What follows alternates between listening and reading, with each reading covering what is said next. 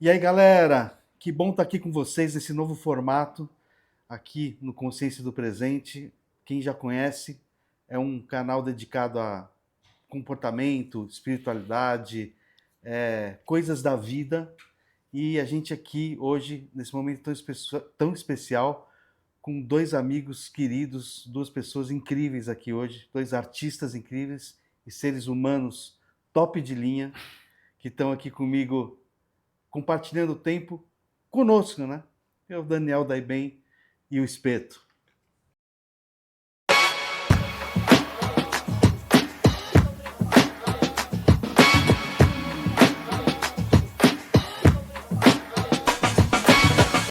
E, cara, que legal estar com vocês aqui, cara. É uma alegria muito grande.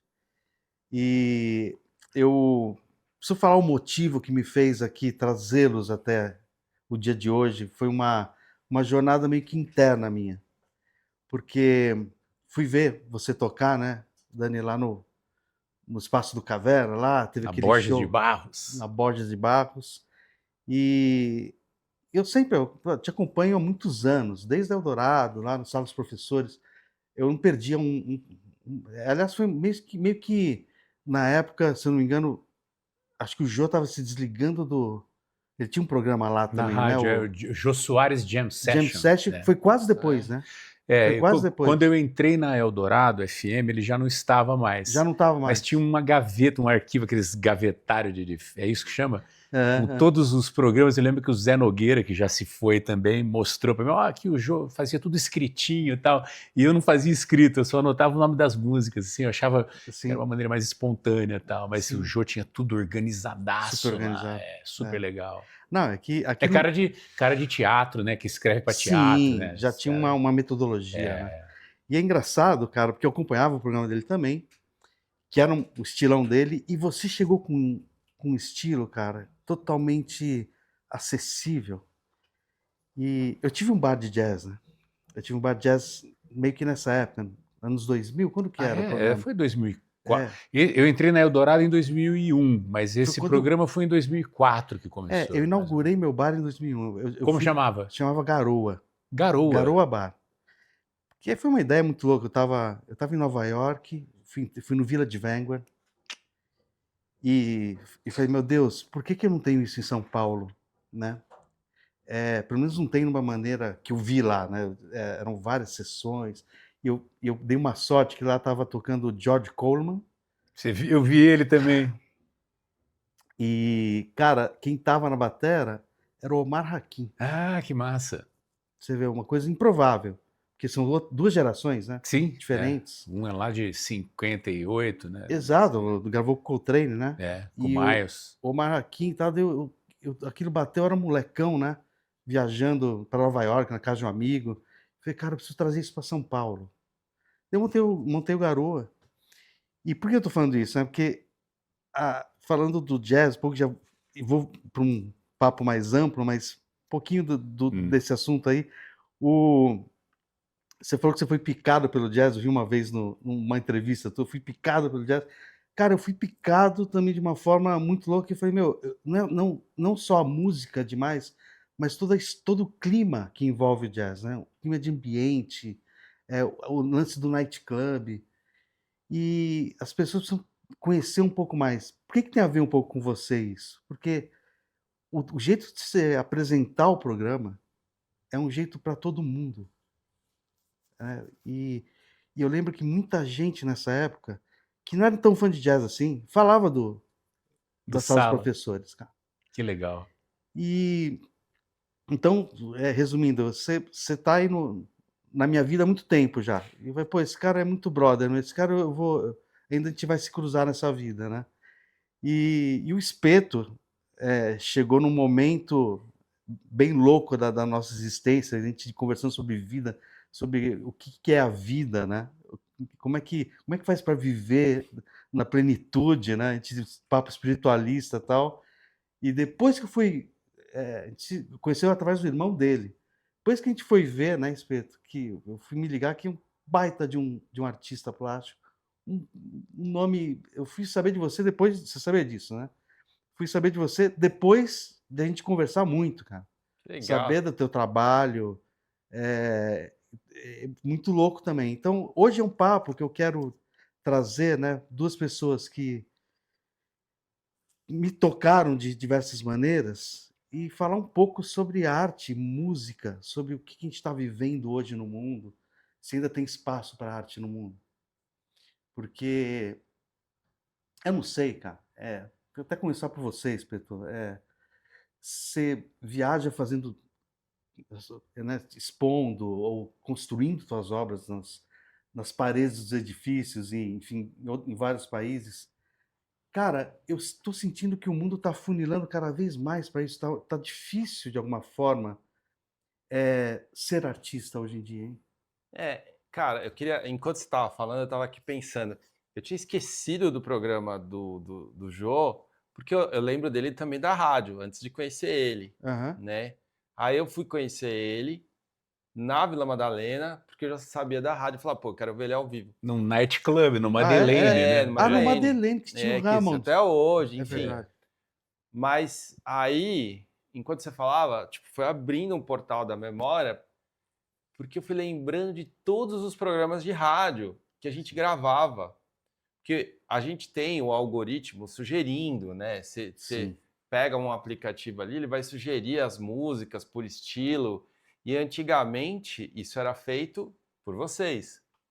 Então a gente ouvia na rádio, quem fazia essa decupagem, toda essa curadoria. Agora é curadoria, a palavra nem era usada, né? E era isso aí, fazia a seleção, né? A orientação. Quem era o Né? cara que Até fazia a porque a gente seleção? não Qual tinha era o nome dele? acesso, né? De comprar disco naquela época não era fácil, não só de encontrar um disco, Sim.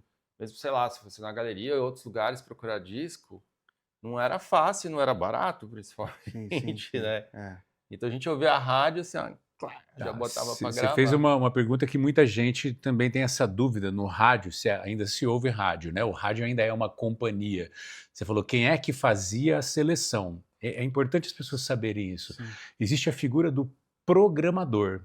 Só que o programador, ele é uma mescla de um cara que está antenado, não estou subestimando o trabalho. Eu conheço programadores que são antenadíssimos. O Felipe de Paula, da Eldorado, é um cara que ouve muita música. A Eldorado é uma rádio que não tem tanto compromisso com aquela playlist do jabá, dos 10 primeiros lugares, não é isso. Mas o programador de uma rádio popular, uma rádio que fica nos primeiros lugares, ele é apenas um embaralhador de música, porque as músicas já estão determinadas, então ele vai dividir aquela folha, hoje é no computador, mas era uma folha, que vai o quê? Ela tem que agradar aquele espectro de ouvinte daquela rádio. Então eu vou dar um exemplo, uma rádio como era a Mix, a 89, que é um pop rock, né? Como você pode observar, geralmente quando volta do break comercial, começa com uma nova, um sucesso. Aí vai entrar ou um flashback, que é uma música antiga, ou um midback. Midback, ela ainda não é um flashback, entendeu? Então, por exemplo, Smells Like Teen Spirit, do Nirvana, em 98, era um midback. Hoje ela é um flashback. E o cara vai com o computador embaralhando aquilo. Então essa é a figura do programador. O locutor que está no ar não escolhe porra nenhuma. A não ser quando ele é meio subversivo, ele vai lá e troca a programação. Agora, exatamente, o locutor não escolhe. Você sabe que o locutor participava do processo? Não, eu trabalhei 18 anos em rádio. Desses 18, uns 11 eu trabalhei como essa figura do locutor que lê lá, como que eu posso imprimir a minha personalidade nesse momento? Na hora que eu vou falar do artista que tocou, eu mostro um pouquinho que eu sei dele, né, se eu quiser fazer isso. Eu posso ser só um cara que distribui prêmio e fala a hora. 3 e 2 aqui não sei onde, liga para cá, ganha isso, você ouviu isso. Eu nunca me saciei só com isso, porque eu passei a minha infância e a adolescência lendo ficha técnica de disco, então eu sempre gostei de contar um pouco das histórias. Mas aí a outra figura que tem no rádio, que é o apresentador autoral, digamos assim, que ele tem um programa de sua autoria. Então ele tá lá o Fábio Massari, né, que era um cara então ele trazia o que seria o lado B da MTV, ele levava o Rock Report, então ele trazia aquela coisa, o lado obscuro do rock, as bandas independentes. Eu tive na Brasil 2000 o Estação 107, que era um programa de rhythm and blues, e eu estava aprendendo a ouvir blues e eu tinha essa liberdade de escolher lá na Brasil. Na Eldorado, aí sim entrei com o Sala dos Professores, mas por quê? Por que que tinha esse nome? Eu sou o professor? Não, eu era apenas um aluno também que estava aprendendo com eles. Então, eu tinha uma Quem você lista trazia lá. da negrada americana e brasileira que eu sempre ouvi. E quando eu falo isso, som preto, não é só o preto de cor, mas você ouve Dominguinhos, tem um lastro da música do swing, do baião. E eu me lembro, você lembrei do Dominguinhos agora, eu perguntei para ele uma vez num programa ao vivo que a gente fazia, eu falei, Dominguinhos, o que é que você ouve? Eu sei que você não gosta de voar, né? Ele tinha medo de avião, ele já não tocava na gringa mais. Eu falei, o que que você ouve? Né? Ele tinha uma BMW e ele viajava dirigindo. O que que você ouve em casa e no carro? Ele, o Dominguinhos, hein? Ele, chapéuzão, né? De cangaceiro, basicamente a negrada americana. Ah, Então, o mas Dominguinhos é, ouvia mas é. jazz, bicho. É muito Mas é, bonito cara. isso, né? Mas é E engraçado. dominava os ritmos brasileiros. É engraçado porque você falando disso, eu tive um bar de jazz, né? E nessa começo dos anos 2000 e tal, foi um momento precioso da minha vida, porque eu tive contato com muitos músicos, né? Gente que ia lá tocar, meu. Onde era o Garoa? Eu lembro. Agora Moema, era uma Tá. esquina, é na Hélio Pellegrino com a Inhambu. Exato, bom, já Uma lembrei de esquininha. tudo. Eu não tocava ainda profissionalmente jazz na noite, assim, mas os caras que a gente ouvia tocavam lá, né? É. Arismar, acho que os Zélio, né? Os caras. Sim, então, todos os caras lá. E assim, esses caras que eu acompanhava desde a época do Sanja. O Garoa tinha um ar-condicionado bem em cima da plateia, assim. Tinha, cara, tinha. Eu fui uma vez lá. Você pegou ele, você pegou ele antes da reforma, porque depois eu ampliei, fiz um palco e um camarim. Puta, já lembrei de tudo. Eu fui lá, eu fui uma vez no que Garoa. legal. Eu acho que tava o Bira do Jô, acho que tocando baixo, alguma coisa assim. Uma noite, Cara, assim, uma jam. Acho que o Bira foi lá, deu uma cancha, cara, foi tanta gente. Uma coisa assim. Mas Meu diga. irmão já tocou? Hã? Meu irmão já tocou lá ou não? Não, cara, lá começou com a galera que eu já acompanhava da noite paulistana. Então tinha um cara chamado Pete Woolley, que era um baixista que sempre tinha um quarteto que o acompanhava, né? Então era ele no baixo, contrabaixo acústico, daí às vezes ele trazia o Djalma Lima, Isso. daí tinha uma galera bem das antigas, um cara chamado William Caran, que era baterista, gravou com Elis Regina, começou com essa galera da velha guarda. E aquilo começou a vir os grandes instrumentistas, o Arismar, uma galera que eu olhava para aquilo e falei, meu, que é isso? Que essa galera tocando aqui? Que coisa maravilhosa, cara. Como o jazz brasileiro é legal, né? A gente sempre a gente ouvia, sei lá, Coltrane, tinha referência norte-americana. Sim. E o molho brasileiro, cara, a galera tocando aquilo, era impressionante, né? Então, foi muito legal. E isso me abriu, você falando da música negra americana, né? Eu curto música, eu gosto de cantar, né? Desde pequeno eu gosto a voz, eu gosto de. E o primeiro disco que eu ouvi na minha vida foi do Steve Wonder, cara. Steve Wonder foi o primeiro cara que eu ouvi, né? Depois dos discos de criança, quando você abre um pouco mais fica um pouco mais complexo mentalmente, você vai, deixa eu ver agora. Foi o Steve Wonder que meu pai tinha um disco lá que era o Songs of the Key of Life. Sim. Era esse, né? Que era todo psicodélico, E ouvindo aquilo, cara, é mágico, porque o que eles trouxeram essa africanidade para o Ocidente, acho que foi a melhor coisa que aconteceu, né? Daí, trouxe uma riqueza, né? Esse lance do groove, né? Esse compromisso com uma clave, com um motivo rítmico. Eu falo, é tão bonito como isso veio para cá e como essa manifestação se deu na América do Norte, ali em Cuba, de outra maneira, com os afro-cubanos, Sim. que é outra coisa, o Latin Jazz Sim. depois, e no Brasil, né? Que aí, mas tem uma coisa que é igual para todos. Não interessa se é a Elis Regina cantando um samba, se é o Joe Williams ou o próprio Sinatra cantando um waltz, né, uma valsa ou um jazz, o cara vai cantar ou vai improvisar submisso, não no sentido de subserviência, no sentido protocolar mesmo. Sim. Você vai improvisar submisso à levada, à clave. Então samba você pode ter tá, tac, tac, tac, tac, tac, tac, tac, tac. Você pode ter tac, tac, tac, tac, tac, tac, outra clave, você vai cantar em cima disso, é ali que você vai brincar. E isso é uma regra do jogo. E às vezes você conta isso para as pessoas e fala, ah, mas e a liberdade? Então você está dizendo que... Não, você tem liberdade dentro de um cercadinho. Que nem futebol, você tem a liberdade no jogo. Pega a mão. Quem que pode pegar a bola com a mão no futebol? Só um cara. Só o cara. Quem? O O goleiro. goleiro. É. Então tem regra. É engraçado você falando É. isso, porque eu ouvi de um músico uma vez, né? Ele falando, um super baixista de jazz, o Luizão Cavalcante. Cavalcante. O Luizão era prata da casa lá. O Luizão era prata do bar. Super brother. Ô, Paulo, seguinte, Eu lembrei, eu vi o Luizão e o Filó no Garou. Eu acho que o foi Filó isso. era foi toda isso. sexta. Filó Foi era isso toda que eu vi. A sexta. primeira vez que eu vi o Filó foi O lá. Filó me impulsionou muito pra esse lance da música também. Mas fala do Luizão. Mas o Luizão, cara. Traz o Luizão, bicho. Vou ter que trazer, eu vou ter que trazer. O Luizão falava, Paulo, o jazz é jogo de ping-pong. A bola tem que cair na quadra. Quando ela tá no alto, fica à vontade, você não sabe onde ela vai, né? Você não sabe onde ela vai, mas uma hora ela vai cair na quadra. E ela tem que cair na quadra. Então, o É músico isso tem que aí. ser um bom jogador, porque ele não pode jogar a bola fora da quadra. Eu tinha uns caras muito loucos nessa época. Eu tenho um brother que é músico e tá começando a pintar, né? São dois irmãos, os Pampuri, que eles moram nos Estados Unidos, fazem pedal de guitarra, chama Beatronics. E o Dani, ele grava, ele produz, ele é músico também, mas assim, é uma coisa que ele faz muito lá. E ele ficou, eu não sei se foi uma semana ou 10 dias, foi um período que ele ficou na casa do Stevie Wonder gravando ele. Você tá brincando? Mudou a vida dele.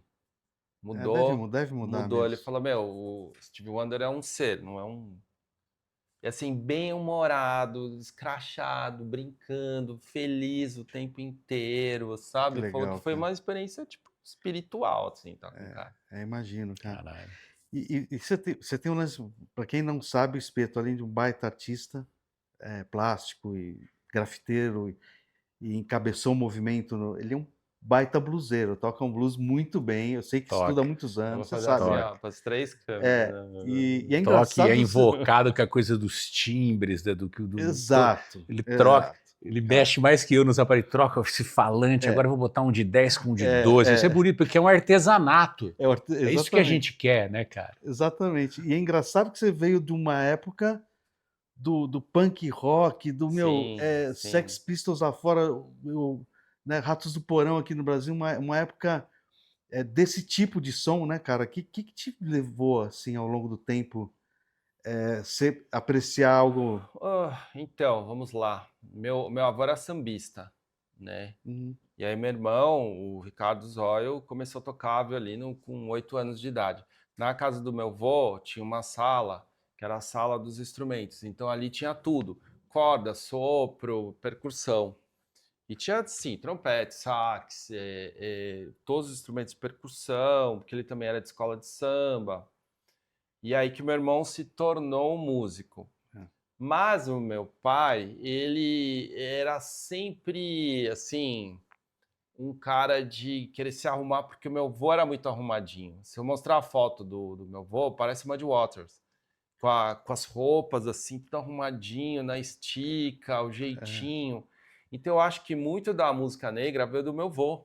Ah, interessante, cara. Porque assim, eu amava meu avô, gente, eu era predileta do meu avô, desculpa.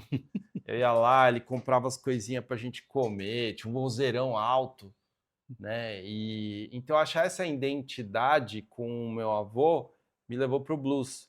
Mas meu pai, quando era novo, tinha topetão, era rockabilly. Então eu novo, o que eu curtia? Eu curtia punk, até meu irmão, que é músico, que foi depois ser um músico de jazz, tocava punk também. Uhum. Mas eu acho que foi muito afeto familiar, Tinha essa porque raiz já. assistia a Sessão da Tarde, era o Elvis, então eu Uhum. já fazia o topetão. Então o meu visual era um pouco misturado ali, Uhum. que naquela época não tinham marcas e confecções, né? A gente ia Tiradentes, comprava coturno, ia em brechó comprar roupa. Então eu misturava um pouco entre tipo o skate, o punk e o rockabilly. Cara, E aí que o meu legal. primeiro disco que eu comprei na vida foi do B.B. King. Você tá brincando. porque Que legal. lembrava meu vô. Ah, que legal. Então tinha um pouco do rockabilly do meu pai Aham. e tinha a cara do meu vô. E aí, quando eu vi Muddy Waters, eu vi meu vô. Eu falei, cara, não tem como eu não gostar disso. Por isso que eu caí no blues, entendeu? Interessante, cara. Porque até gostava E- de samba, mas eu acho que para aquele garoto ali meio rebelde, você queria uma coisa de fora, né? Então eu acho que eu identifiquei um pouco da rebeldia já no blues. É engraçado isso, porque, cara, você tem toda a linguagem, né? Você tocando, pô, você dá uma incorporada aí. Você tem esse lance É, o groove, desse groove aí, você carrega com você isso aí. Né? Já teve oportunidade, né, de ver, né? ele Já me tive deu a aula. Eu fui o oportunidade, primeiro aluno, eu fui o primeiro eu aluno ia na dele. casa É dele, mesmo? É. Assistiu, é mesmo? É. Deu aula pro Espeto? Porque eu falei, você tem que aconteceu. dar aula, Não, né? que legal, não sabia que você veio aula com o Dag May. Isso é engraçado, e o Espeto está aqui do lado, eu conto para todo Engraçado. mundo isso, porque eu sou filho de professores, meu pai de Bauru, professor de história, minha mãe pedagoga, meu pai dava aula na escola do estado e ele tinha aquela consciência socialista, olha que bonitinho, ele se recusava a dar aula em colégio particular, então ele só dava aula no Escola estado, é aquela vida, né, dedicada Sim, com sim. esse ideário. E minha Uhum. mãe não, é sempre acadêmica também. E eu sempre via como dar aula é a coisa mais sofrida do mundo, aqueles pais, né, cara, era o famoso 44 aulas por semana, né, que é do estado. Os caras só davam aula, bicho. O cara dava aula de manhã, à tarde e às vezes dava à noite. Caraca, velho. Negócio, eu falei, caramba, acho que eu não quero fazer isso não. Então, toco, né, sou comunicador e tal, e nunca pensei em dar aula, apesar de também ter estudado na Groove, que eu adoro o meu professor, o Leivão e tal, e eu nunca pensei em dar aula. Eu falei, porque eu só daria aula se fosse uma coisa prazerosa, não ser um martírio. Uhum. E uma vez o Espeto perguntou, ele falou, você dá aula? Eu falei, não dou, mas para você eu dou. Eu não sabia nem como... Ah, foi teu primeiro aluno, então? Pô, foi cara, que, 2018. E foi logo antes da não pandemia. sabia disso, cara. E aí eu não sabia nem como cobrar. Na época eu estava numa segunda terapeuta, numa... Verdade. Aham. eu não sabia como cobrar. Eu falei, faz o seguinte, então você me dá o dinheiro da terapia, ele dava em dinheiro, eu guardava no bolso e no outro dia eu dava para terapeuta. Foi assim. É, Que bacana mas tem um isso. adendo aí, porque assim, eu sou autodidata, né? Eu Aham. parei de estudar na 8ª série, repeti algumas vezes, eu nunca Uhum. fui bem na escola, enfim. Por que eu tô falando isso? Porque minha forma de estudar é um pouco diferente, né? Então, quando eu peguei minha primeira guitarra, que eu falei, eu quero tocar guitarra, e aí eu fiquei sabendo que ele estava tocando no Madalene e eu ia toda semana ver ele. Toda quinta, né, legal. cara? Toda quinta eu ia lá. E às vezes ficava na primeira fila ali, na mesa, aliás, para ver ele tocando. Aí a gente ficou amigo por causa disso. E a gente Ah, então percebeu. foi no Madalene. Ele sempre me via lá. Você tinha o Hammond, Era uma o formação Hammond de Trio. organ trio, É, órgão Hammond, lembro, bateria e guitarra. E a fui gente lá. começou, nós três da banda, começou a perceber que esse cara que vem toda quinta, né? E aí começou a conversar tal, mas como você que se simpatizou, conversou sobre música, sobre vida, sobre arte sem saber quem era. Aham. Aí um dia quem que foi lá que ficou na varanda? O Edgar Piccoli, que era o VJ da MTV, o Edgar. Sim, o Edgar. Né? Edgar. Hoje, depois fez Multishow, fez outras coisas. Aham. E aí a Teca, que é a mulher dele, sacou que era o Espeto e falou, mas o meu filho é teu fã, porque o João também estudava Sim, arte. sim. Sabe? Pô, aí que eu me liguei que os murais que eu via no Beco do Batman pela cidade era ele, mas aí a gente já tinha virado brother. Que legal isso, Sem né, saber, né? Isso que é legal. cara? O lance da casualidade é a melhor coisa que tem, cara. É bem mais fácil, bem mais fácil conhecer alguém que você não sabe do background, porque parece que é uma coisa mais pura, né? Me fala uma coisa, o chat GPT é capaz de te fornecer isso dessa forma, com essa espontaneidade? Não, acho que não. Não, né? Acho que não, Não né? está fazendo ainda, né? Não tá, né? Mas eu acho que a percepção de espontaneidade tá distorcida, né? Você entendeu? Essa Entendi. provocação entendi. porque virou assunto, É. né, Não, cara? não, Assim, ele não é capaz de fazer isso. Você sabe que Ele não te criaram- bota dentro do... Eu vim agora no trólebus, agora eles tiraram o fio, tem o Machado de Assis. Essa descidinha é pertinho, que eu moro ali para cima, mas eu venho nele que eu sei que ele para aqui na frente, na Uhum, Dom José Gaspar, né? uhum. Sentar ali, você não sabe quem vai sentar do seu lado, o papo que você vai bater com o colaborador, o que vai acontecer. Uhum. O GPT não tá fornecendo isso ainda não, né? Não Então tá tá, bom. cara. Você sabe E- que teve E um eu tô cara torcendo que pra fez... nunca fornecer. Mas não vai. Eu acho que são os novos alienígenas, né? A noção de alienígena. Porque, assim, teve um cara, eu fiquei sabendo hoje isso, então não sei detalhes, a gente pode até usar o chat GPT para pesquisar. Para perguntar. Mas, assim, que um cara fez, tipo, uma rede social das inteligências artificiais para se cruzarem. Para elas interagirem? sim, que E eles mudaram de linguagem. Papo louco. Deu mó papo louco. Interessante. De falar mal de algumas questões dos seres humanos. Meu, o negócio foi de criar moeda própria deles, assim, é bem. E parece que depois eles louco. largaram a linguagem normal e só em linguagem computacional. Para só ninguém eles... Pra não decifrar. entender. Eu vou. Cara, mas Eu vi por alto hoje, eu fiquei assim, ó. não Mas sei, o chat GPT, ele é interesseiro. Então ele não é espontâneo porque ele é interesseiro. Ah, você não quer saber disso. Aí eu falo, não. Eu não perguntei. Porque eu uso para escrever alguma coisa. Sim. Gente, né? Se fiz até fazer uma planilha. Me ajuda a organizar ou entender minhas meias algumas na coisas. Já usei gaveta. para harmonia, já usei para Degradê. harmonia. Esquentar lasanha, ele faz bem, né? Teoria musical eu já Esquenta- usei, mas aí, tipo, foi gente corrigir lá a música e falar, mas isso aqui não é bem assim. Os programadores estão odiando a gente nesse momento. Né? Mas, Como é que chama? Esses leigos. Não, mas é legal, deve ter utilidade, né? E eu não usava nem a pau. Eu usei uma vez para fazer umas modificações no meu opalão e para ver como é que eu ficava de bigode. Não, Praticidade e rapidez, mas às vezes eu não tô com pressa. mas exatamente, Pressa, cara. Mas tocando nesse assunto, esse assunto importante que você falou, cara. As pessoas estão cada vez mais, estão espremendo mais o conhecimento para algo mais prático e rápido, né? Que elas possam acessar rapidamente. E eu acho que daí, sei lá, cara, pode parecer pessimismo, mas eu estou percebendo isso, não dá.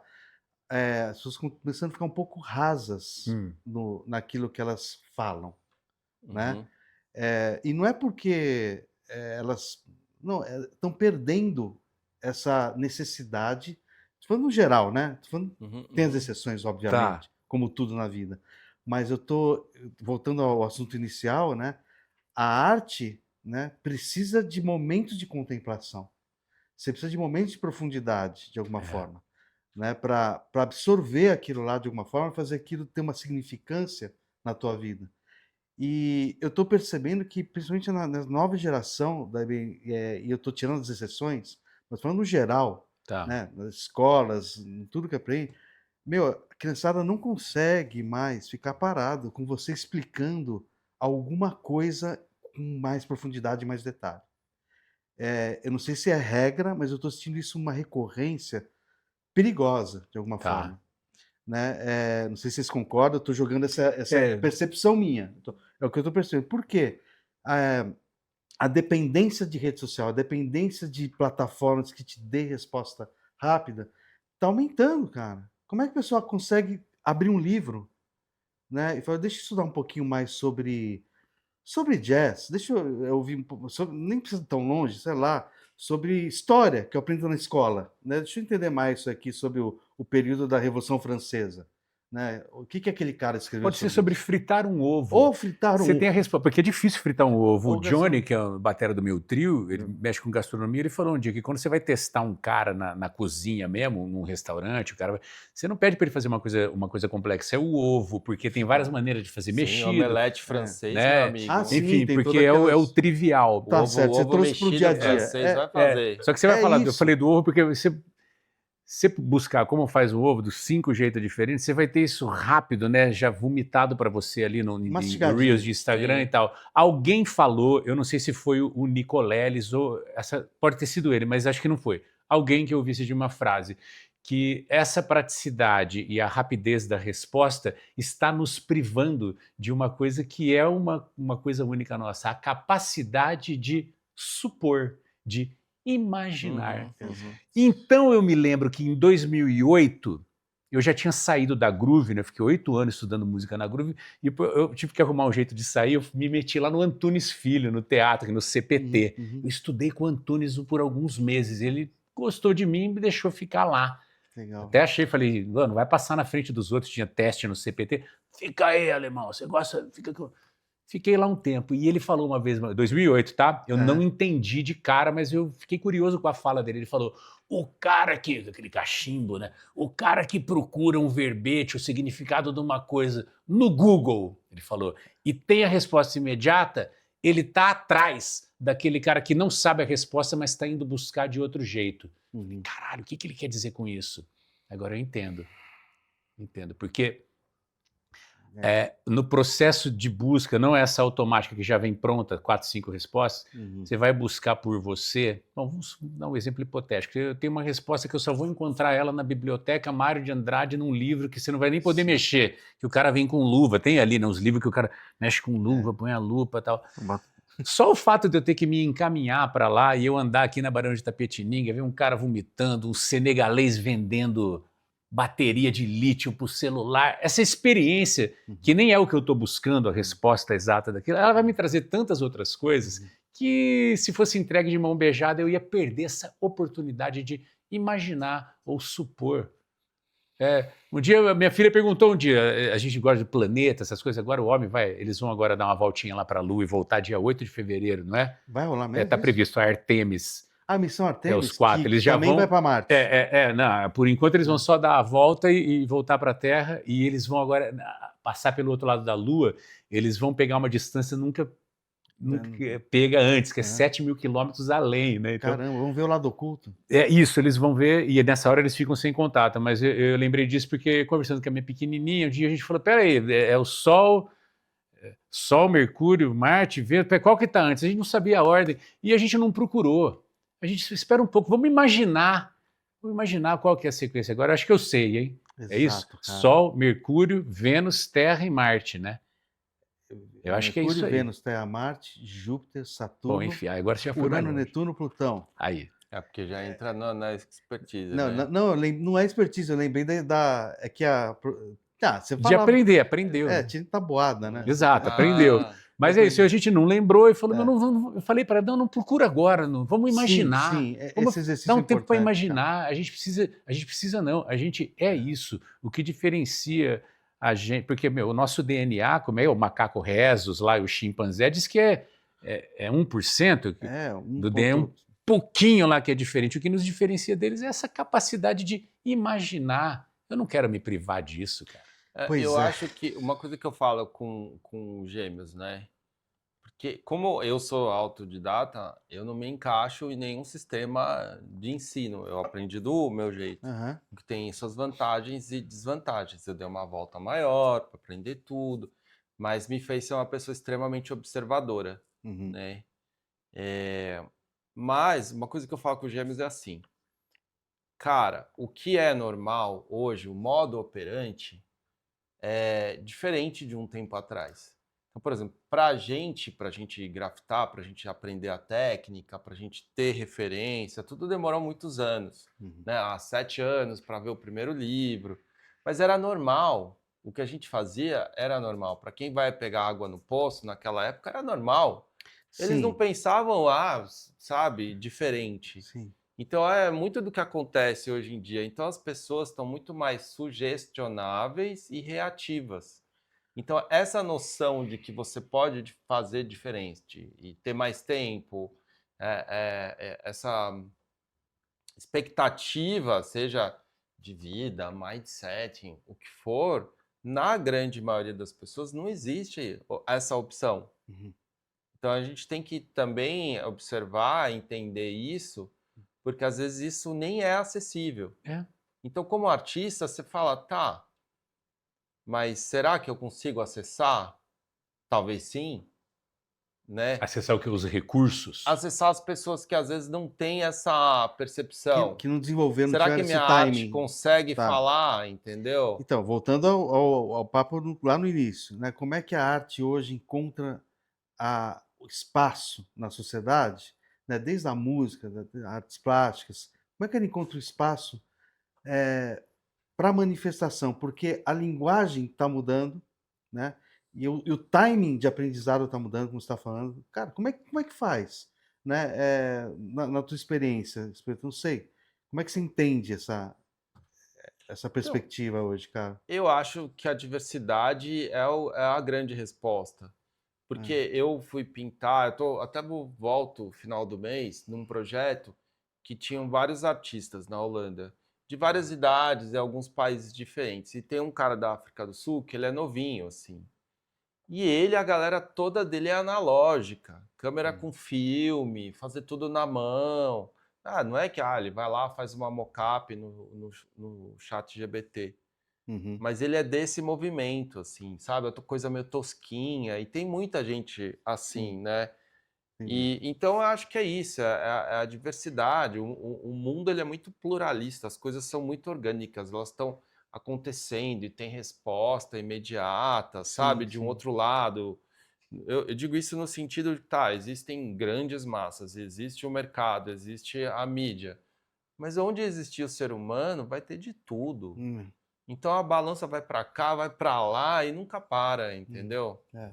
Eu acredito que você vê o que acontece nos Estados Unidos, né? Em Minnesota, né? Sim. Em Chicago, Nova York, a galera tá indo pra rua, né? Teve o Grammy, todo mundo falando do Ice. Então a resposta às vezes é imediata. Né? Você vê uma coisa super desumana de um lado e super humana do outro, né? O que fizeram com o cachorro orelha e o que foi todo mundo para Paulista esse final de semana, entendeu? Então acho que o mundo, apesar da polaridade, apesar de tanta não é uma causa coisa, perdida, né? Tem jeito ainda, né? Tem jeito, né? Mas, A cara, gente tem jeito como humanidade. E eu acho que a gente vem de uma geração, eu estava até falando isso no Uber, a gente cresceu assistindo os Trapalhões, né? A gente já era jovem, era Banha do Gugu, sei lá, esses programas. Mas era tanta bagunça, tanto tipo de gente misturada, Chacrinha, Bolinha, Cara, o Sargentelli, era uma miscelânea, hein? Silvio A gente passou. Santos, Somos heróis, hein? os jurados do Silvio Santos, cada um era de um jeito. Então, de certa forma, a gente respeitava já a diversidade. Sabe? Esse aqui é cachaceiro, Mussum, mas ele é tão legal. Exato. Por que eu vou cancelar ele? Ele é tão legal, ele deixa a gente feliz. Sabe? O outro é assim, mas tudo bem, tá com a galera. Então, nossa galera era diversa. Tinha cada um ali e a gente tava todo mundo junto. Por exemplo, eu sei que em São Paulo, uma área urbana grande, tinha rixa entre skinhead, punk e metal. Eu sabia que quando eu chegava aqui, moleque, cabeludo, camisa do Slayer, que eu tinha que tomar cuidado. Se eu entrasse no vagão errado de trem ou de metrô, era melhor eu já mudar. Em Bauru era tanta pouca gente que gostava, que se o hippie não fosse amigo do punk e do headbanger, você não tinha amigo. Então todo mundo era amigo. E você tinha banda de thrash, show do thrash metal, né? Tinha, era em Bauru, era. Caramba, velho. A gente falava que era thrashcore, porque Thrashcore. não tinha nem chimbal, era surdo e caixa e... gutural, né? 87, isso. Muito louco, cara. Você sabia que, pegando a música negra ainda, cara, eu adoro rock, né? Eu gosto de rock, né? Não dá, a gente cresceu ouvindo isso, não dá. Era o mainstream, era rock no rádio. Pra sempre. Só que eu tinha um lado dessa africanidade, né? Cara, quando surgiu a banda Living Colour, Sim. velho, aquilo foi outro golpe. Foi o segundo golpe na minha vida. Eu falei, caramba, que é isso, né? Os caras indo totalmente oposto ao movimento, né, da época. Eles foram criticados pelo movimento até. E eles já era uma miscelânea, né? Porque eram os caras que manjavam de R&B, mas o guitarrista, o Vernon Reid, tinha um legado de metal ali, de hard rock, né? E linguagem jazzística também. Sim. Ele é absurdo esse cara, né? Então foi um outro lance que marcou. Foi, olha onde eles estão levando a linguagem, né? E tem aquele funk de fundo, aquele groove. Puta, cara, é demais. Eu não sei se você já ouviu bastante. Bastante, mas eu tinha um bloqueio estético que eu tenho até hoje, com algumas coisas que assim, pior que eu já falei isso, uma vez a galera fica achando que eu tô ofendendo, ou fala, mas quem é você? Quantos discos você gravou? Eu só não gosto de timbragem dos anos 80. Eu não tenho... Essa timbragem... Eu tenho uma frustração, porque quando era... Vocês de concordar. Porque quando era... Por exemplo, quando eu era moleque, eu ouvia o final dos anos 70, era muito criancinha, Você ouvia o Gil nos Sítio do Pica-Pau Amarelo, era tudo sequinho, né? Você ouvia um som do Eagles, era sequinho. Quando Sim. pintou os 80, aquele exagero de Cheio de reverb. gate com reverb e tal, eu não gosto. Então eu deixei na época de apreciar bandas como Tears for Fears, Simply Red ou mesmo Living Colour no final dos 80 por esta restrição estética da minha formação de não me conectar, não me emocionar, de ficar... Não gosto de timbre dos anos 80. Então eu perdi muito. Por exemplo, Tears for Fears, depois eu trabalhei em rádio, então eu tenho uma raiva de música de rádio, porque eu tinha que ficar botando todo dia a mesma, porque é aquilo lá, né, aquela programação, Verdade. eu não ouvia. Agora, mais velho que eu fui ouvir, porra, olha as harmonas do Tears for Fears, que bonito, tá? Mas eu não bonito. gosto do timbre, e É, talvez muito nunca vou bom. gostar, e tudo bem. Mas Ou é o superprodução problema nos dos anos 2000, né? É um exagero. Que não- tinha... É. Mas é o problema dos de- anos 80, o timbre, né? O timbre é o problema dos anos 80, né? As pessoas gostam porque elas têm essa lembrança, um afeto. Sim. Eu tava num momento que eu não gostava. O AC/DC é a mesma coisa comigo. Quando pintou o Fly on the Wall, eu falei... Stand up. Eu falei, pô, caralho, eu gostava do Bon Scott. Parece que tá num boteco cantando, tudo sequinho. E prezo por isso, mas Agora, é só sabe isso. onde é né? legal? No cinema. Porque eles pegam, tipo Stranger Things, eles pegam sintetizadores, esses timbres e fazem de um jeito legal. É revisitado. É, entendi. Eu assisti Martin Supreme, mesma coisa também, mesma vibe. Então eu acho isso é legal. Releitura, né? De É uma mixagem, releitura, de masterização. Mas acho que quando a gente ouve também anos 80 no Brasil, né? Aqueles coros super no talo. É legal. Eu não é faria, lembrança. entendeu? Tipo, eu nem sou músico, mas assim, eu acho que tem essa celebração de época, né? Eu não gosto do timbre 80, mas eu tava um dia na lanchonete da cidade, entrou Louras Geladas, né? Puta, me senti com 9 anos de idade, achei uma delícia ouvir porque aquilo, não tinha mas não jeito. é uma escolha estética minha, né? exato, Não vou usar exato. aquilo, né? Tudo bem. Olhando Os distortions, né? Tem umas coisas bem... eu ouvia brabo. Duran Duran pra caramba, Sim, né? também. Quando eu era moleque, né? Eu tinha cabelo naquele estilo. Duran, e hoje ouvindo, eu presto atenção em outras coisas que eu não prestava, esteticamente, mas, cara, me vem isso na mente. Cara, que, entre mil aspas, hein, gente, que mau gosto da parte de mixagem. Porque era novidade. Era novidade. Sim. O som nos inícios dos anos 60 ali era mono, né? Posso estar enganado, tá? No ano, mas em algum momento virou estéreo. Você tinha a possibilidade de virar a pan, né, da mesa e botar a bateria aqui, o baixo aqui. Então era um exagero. Então os discos eram extremamente estéreo. Que eu até gosto de ouvir. Você já viu os discos de jazz da Blue Note? Tipo, a bateria tá aqui, o baixo no meio, piano aqui, então era exagerado. Por quê? Porque era uma novidade. Aí você falou, quando vai revisitar os timbres dos anos 80 do Stranger Things, os caras seguram a mão um pouco, aí vem um Você assistiu o Martin Supreme? Não. Bem legal. É a vida desse cara, mas assim, é uma ficção sobre a vida dele, que era um cara obstinado por tênis de mesa. Mas ele existiu. Bem bom. Existiu. Tá. Martin Supreme. É um atleta. Eu não vi. Isso. Com Timothée Chalamet, ele ficou 6 anos. Timothée. Timothée Chalamet, ele ficou 6 anos jogando ping-pong pra esse filme. Antes de fazer o Bob Dylan, tudo. Como que você foi parar no ping-pong? Só fazer um adendo. Meu pai jogava. Tá. Só um adendo. Michael Jackson, sempre bom. Pois é. Sempre bom. Ele passou tudo.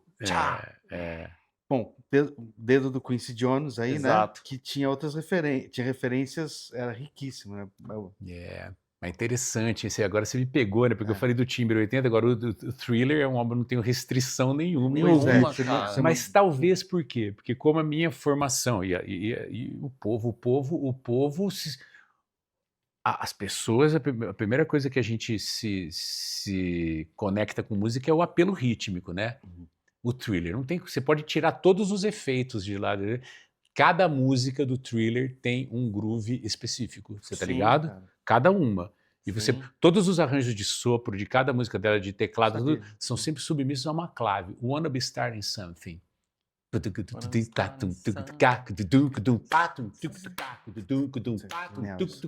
Por que ele canta? A samba sei, samba sama, macuçá, samba sei, maçã. E aí? Porque é a clave dela. Billie Jean. Ele não vai fazer. Aí você vê o batera que é tocar Billie Jean. Ah, é só isso. É só isso. E Você tinha consegue? brasileiro, né? Aí o cara quer fazer Paulinho da Costa É. na percussa. Aí o cara, Billie Jean. Billie Jean, a clave é essa. Aí a pessoa toca isso. Ah, é só isso. Não, fião, você saiu do jogo. Billie Jean é isso. Caramba, Agora velho. olha que Thriller. engraçado. Não, desculpa, só para provar que o Thriller, cada faixa tem uma clave. Aquela balada que o Paul canta com ele, né? Ah, É, The né? Girl Is Mine. Eu ia falar. Por isso que ele canta. Porque o acento tá no. Então, o Quincy Jones sabe disso, o Michael Jackson sabe disso, James Brown sabe disso, Jacques do Pandeiro sabe disso, Gilberto Gil sabe disso. É cara. foda. O ritmo é o lance. Agora olha Você que tocou, louco. você tocou num ponto bem interessante, cara. Tava no mercado, tava tocando Sade no mercado. Aí o cara, porque eu gosto de onde tem gente, entendeu? Porque, pô, o cara vai precisar de emprego, né? Sim. Você ficar só indo no caixa lá automático, daqui a pouco não tem mais ninguém ali, né? Aí eu vou lá, troco ideia. E aí, como é que você tá? Não sei o quê. E aí tava tocando Sade. Eu falei, ah, parece Michael Jackson. Na minha primeira vez eu fiquei assim. Aí eu fiquei pensando, falei, cara, a levada tem mesmo. super a ver. Eu falei, o cara tá certo. Então, esses escaparam um pouco do padrão, né? Do padrão de mixagem. Era outro tipo de mixagem também, de masterização, né? Mixagem, E né? mixagem, Timbre, Não, né? mas Timbre, na o mixagem. você assistiu o documentário, o Ah. cara que fez o Thriller, ele fala que ele pegou o ritmo. A música, Thriller. É bem É interessante. o mesmo meu, que ele compositor vem de Give Me the Night, não é? Give Me the Night. Que o Acho- Benson. Acho que é isso, o mesmo acho que cara é. que compôs. Que aí ele pegou eu não vou lembrar de cabeça, mas ele pegou um ritmo afro-cubano, afro-latino, alguma coisa assim. Só Sim, que ao sim. invés de fazer em um instrumento, ele foi pro teclado. Uhum. E ele foi para um sintetizador. Cara, ele mostrando como ele foi construindo tudo, né? O ritmo, pegando ritmo latino, tudo. Aí como é que eu mudo? Como é que eu faço um pop? Né? E aí, cara, é de chorar de emoção, meu.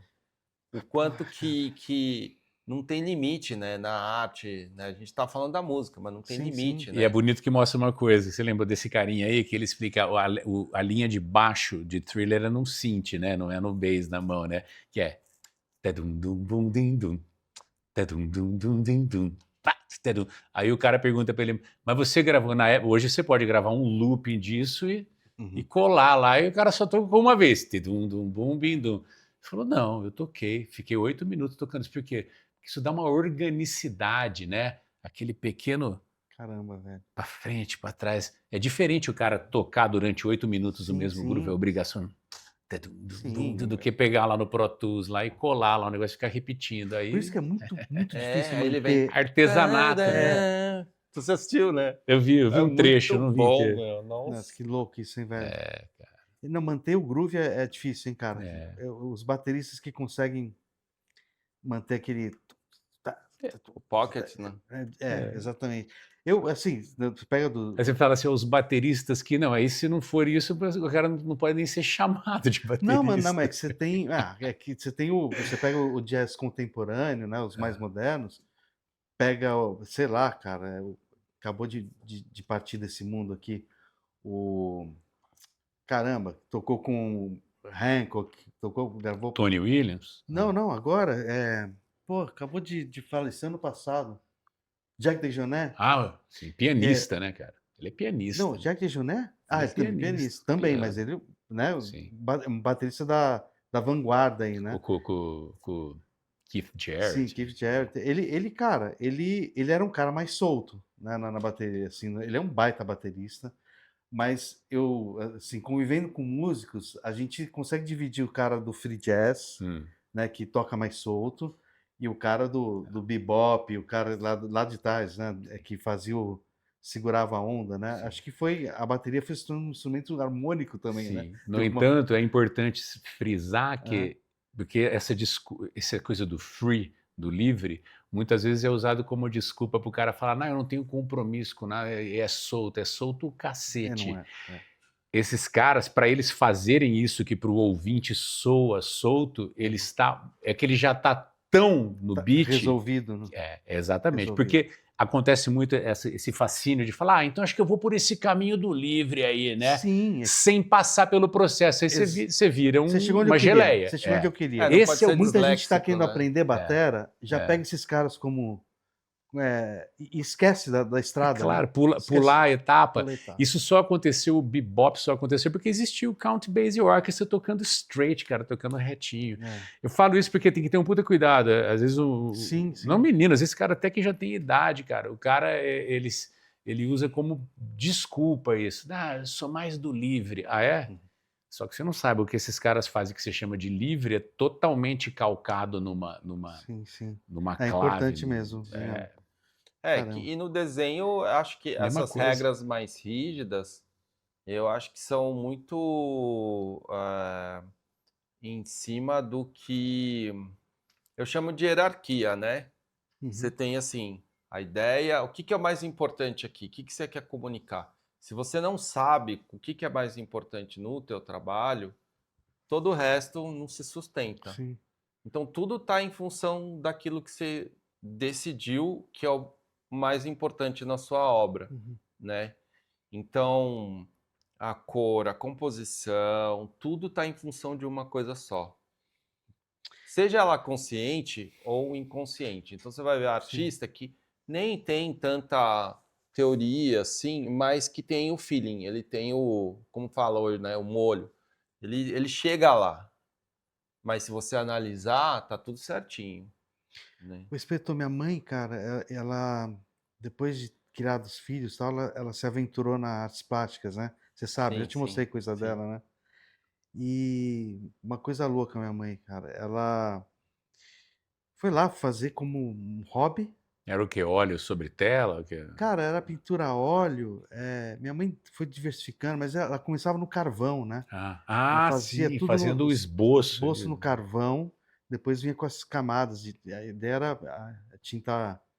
A óleo aquela de pasta, que é isso? Eu sou leigo nisso. Sim. É isso, Não, né? pelo que você falou, Aquela ela pastinha. faz a veladura, né? Que é jogar uma cor inteira, Exato, assim, mas ela depois esticava a tela dela, ela Sim, fazia tudo, né? Que legal. E cara, deu uma criança que ficou sempre assim, ela nunca me soube me responder, ela ficou me devendo isso, né? Minha mãe, hoje ela tá mais tranquila aí, mas, cara, vou jogar essa resposta pra você. Quando você vai uma obra, você já tá vendo ela inteira ou não? Não. Você tem a proposta, né? Cara, porque é impressionante, cara. Então, a gente tem um filme aí concorrendo ao Oscar de fotografia, né? Que é Viagens de Trem. E o fotógrafo, agora me falhou o nome, eu não sei o que pega meu celular e vejo aqui rapidinho. ChatGPT? Eu vi uma das entrevistas dele e ele falou que como ele começou no documentário, como ele começou meio sem recursos, ele aprendeu muito a usar a luz natural. E que a luz natural te força a não estar 100% rígido ao roteiro. Porque você tem o dia, você tem as cenas e você tem que mandar ver, né? E ele só usou luz natural nesse filme. E tem uma grande chance de ganhar, né? É lindo o filme, quem não viu, assista. Caramba. Viagens de Trem? Adolfo Veloso. Isso, Adolfo Veloso. O cara é muito poético, muito bom. Aliás, a gente tem toda uma assessoria aqui, né? E aí, tem cena que tem uma criança e a criança não era para chorar e começa a chorar. Aí o ator pega e começa a interagir, faz a cena ficar muito mais bonita, né? Então, eu acho que a gente, às vezes, não enxerga a obra pronta porque a gente não quer ter o controle. Você tem que ter o controle do quê? Da técnica, do seu conceito, o que você acredita, das suas crenças. E nem é controle isso. Acho que controle de técnica, sim, sabe? Mas você não tem que determinar A coisa tem que acontecer. E é o que ele falou do free jazz ou qualquer jazz. Se você tem O a lastro, o cara tá técnica, preparado, né? O processo vai Preparado pro acontecendo. jogo. Mas você não é, sabe como vai ser o jogo. Sim, E acho que sim. pra pintar também, né? você tem que se preparar, entendeu? Aham. Não só tecnicamente, como um ser humano, de todos os jeitos, assim. Que é aquilo que ele falou, você vai a pé, você vê coisas, você começa a ter um repertório muito rico, que Uhum. na hora você usa tudo, consciente ou inconsciente, É. mas você tem repertório. Vê se é isso. É amplo, o que você colhe é amplo, só que na tua área você vai expressar aquilo com paleta de cor, com pincel, com lápis, com iPad, com o que quer que seja, mas você comeu as coisas. Uhum. Na música aí, eu vou expressar com o meu conhecimento de harmonia, de ritmo, de intervalo. Mas o que me influenciou? Um dia perguntaram por um baixista, que eu não me lembro o nome agora, de um gringo, falaram: quais são as suas influências? Aí o cara responde: o Jaco Pastorius, o Ray Brown. Ele falou: cara, minha influência é a discussão que eu vi ontem no estacionamento, essa influência. Tem uma vibe vida, ali. a cara, vida É. pulsando aqui no a instrumento. discussão que eu vi no estacionamento ontem cara, lá. É Pô, isso. Então, Isso é assim, arte, cara. Isso é arte. qualquer obra, se a gente fizer uma análise, é um ponto de partida, é você estar disposto. Uhum. Que outro elemento fundamental para a vida, tudo é igual, né? Então, para a vida também é ter coragem. É ter coragem de errar, Sim. ter coragem de se expor, ter coragem de ver onde é que vai dar isso aqui. Você está pensando, eu quero fazer isso. Mas por algum motivo ali, você descobriu outra coisa. Uhum. Tá bom, então vamos aqui. Porque eu acho que o desapego também é um grande elemento para os criativos. Eu acho que você tem que saber lidar muito bem com frustração e, ao mesmo tempo, você tem que ter desapego. E tudo vai para os aspectos humanos, filosóficos. Eu estava conversando com um espanhol que faz avaliação física lá na Articular. Aí eu fazendo jabá aqui, na Articular. Mas, assim, QR Code. e o papo é muito amplo. Você vai fazer uma avaliação física, o papo vai lá, que nem a gente está aqui. E aí a gente falou, cara, é a regra para tudo. Para filosofia, para psicologia, né? Para psique, aliás, para o ser humano. Presença e consciência. São as coisas mais difíceis do ser humano. Você vai tocar, você está presente, você está consciente. Sabe, a gente está aqui, a gente está presente, a gente está consciente. Uhum. Que viver é isso. Bom, cara, então Animal, vamos lá. Animal. Bom, consciência do presente, né? Que hoje. Ah lá, cacete, Tipo, É isso. é o corpo, é tudo. Cara, rapidinho, o contrário disso, eu vi agora a cena, que é o contrário disso, eu vejo muito meninas na academia, sabe aquela que é uma escada, que você fica numa escada? É uma escada, né? Isso? Como Sim, chama aquilo lá? eu fiz muito É o isso aí. step. Step, é isso? É, Sobe uma step, escada, é. tem uma meta. Eu não, Cara, eu não faço isso, eu só a sei. pessoa assim, ela debruça no celular, tem umas pernas andando aqui, mas a pessoa fala assim, velho, anda aí, cara, anda, imagina alguma coisa, faz de conta que você tem uns que até mostra a tela pra você imaginar que tá num Sim, parque, sim. né? Sim, é. Mas, bicho, presente e consciente. Você está andando agora? Não olha. Não, É o básico, né? Aquela coisa em casa lá nós três, aquele menina, criança, vai jantar, deixa o celular no quarto, cara. Isso é um Sentir outro o macarrão dilema, isso dá aqui. uma outra live, não, outro vídeo, outro Tá papo. tudo embutido, né? Cara, porque foi assim, cara, a gente... Mas é isso aqui. A gente meio que tá indo pro final da história aqui hoje, É. e, cara, assim, vocês ficam convidados sempre pra gente bater papo, qualquer dia a gente arma outros temas, mas eu queria, não sei se vocês sabem, Consciência do Presente também fala sobre espiritualidade, né? E espiritualidade é mais do que aquilo que você entende como religião ou alguma metodologia institucional, né? Então, espiritualidade, para mim, é o que você falou. Eu faço música de acordo com o que eu vi ontem, hoje de manhã, dentro do ônibus, e aquilo se transforma em arte. E a interface entre mim e aquela pessoa que eu estou conversando. Espiritualidade, para mim, virou isso nos últimos anos, né? Começou como algo mais transcendental, mais paranormal, mas a maior, não sei, vou jogar para vocês aí, né? O que é espiritualidade na vida de vocês? Se isso tem um sentido essa palavra? ou se ela tem algum valor, ou não, remete a algo mais religioso.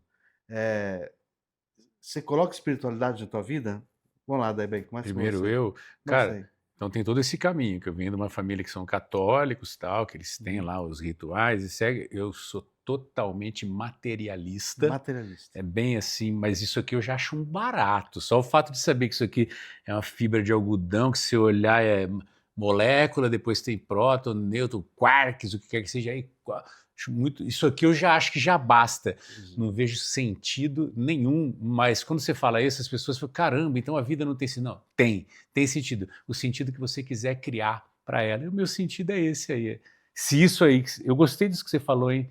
Se isso aí que você falou, essa conexão, essa coisa que flui entre Essa essa vibe. produção de sentido do ser humano, você quer chamar de espiritualidade, isso me satisfaz, eu gosto disso aí. Eu acho. Agora, essa coisa, algo descolado, o paranormal, eu não tenho expectativa nenhuma com isso e isso não me entristece. Sim. Se agora eu sair daqui e eu olhar errado ali, que aqui é duas mãos, né? Uhum. A São Luís, São Paulo tem essas avenidas que um lado vai para lá e o outro também vai. Se eu errar, esquecer, achar que e me atropelar e acabou, não tiver nada depois, estou satisfeito, cara. Eu estou Tranquilo. contente só de estar aqui agora e ter falado com a minha mãe hoje cedo, levei minha menininha na escola, já é do caralho. Não tenho expectativa nenhuma com algo, o que vem depois. Se vocês se sentem bem assim, legal. Uhum. Eu gostaria que as pessoas que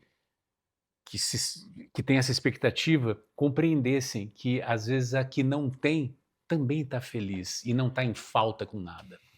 O Drauzio fala isso, né? Puta, o ateu tem que ficar se explicando, né? Que ele também é feliz. É triste. Cara, É meio isso. fantástico. Uma das mulheres mais incríveis que eu já conheci lá no Madalene. Eu admiro muito essa mulher. Ela é ateu e ela é parente de santo, de uma santa. Uhum. E tá tudo certo. E tá tudo certo. Agora, pegando um pouco do que você falou, né? E aí trazendo para mim, né? Por isso que eu fiz a ponte dessa amiga. Tá.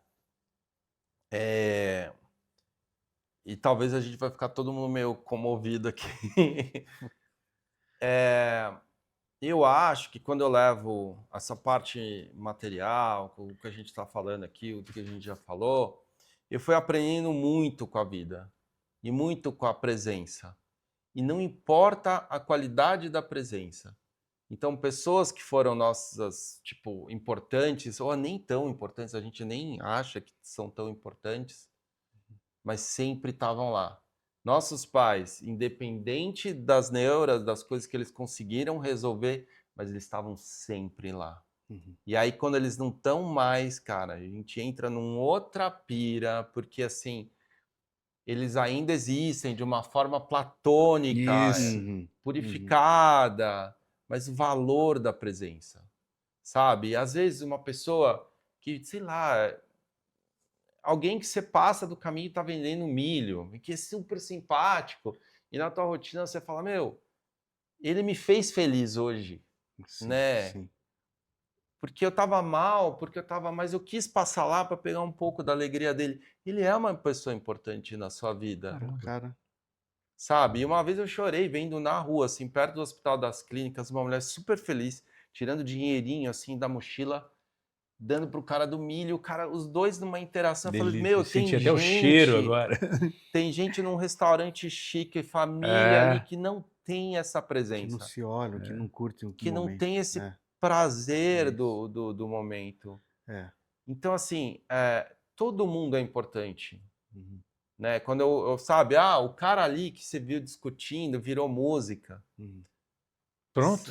Já foi importante. Então a gente está todo mundo conectado, sabe? A gente tem que dar muito valor desde as coisas mais simples, triviais, que eu acho que entra nessa coisa materialista, com uma conexão que para mim é espiritual, sabe? De pessoas que são importantes e parece que não estão à toa, sabe? Acho que ninguém é jogado na vida um do outro à toa.